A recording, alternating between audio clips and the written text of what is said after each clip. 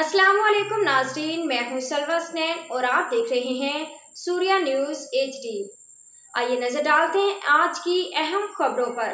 घर की रिपोर्ट साबित लगा रही टाउन कमेटी घर के बच्चे स्टूडेंट की कॉल पर दफातर की तालाबंदी करके एहतजाज किया गया, जिसमें मुलाजिमीन की बड़ी तादाद ने शिरकत की। इस मौके पर सिविल यूनियन के सदर मुनीर अहमद सोबरू, मंसूर अहमद मेहर, शौकत दाऊद कोटू, शौकत जट अब्दुर्रहीम मेहर, हाफिज सनाउल्लाह और दीगर रहनुमाओं ने खिताब करते कहा कि वफाक और 3 सूबों के सरकारी मुलाजिमीन को 30% TRA अलाउंस दिया गया है, लेकिन हुकूमत ने इसकी दहन के बावजूद मुलाजिमीन को ये अलाउंस देने से इनकार कर दिया है, जो कि सरासर नाइंसाफी। रहनुमाओं ने मज़ीद कहा कि एहतजाज इस वक्त तक जारी रहेगा जब तक मुलाजिमीन को अलाउंस नहीं दिया जाता। उन्होंने वाज़ेह किया कि हमसे मुलाजिमीन आपस में मुत्तहिद हैं और मुलाजिमीन के पेंशन और रिटायरमेंट से कटौती किसी सूरत कबूल नहीं करेंगे।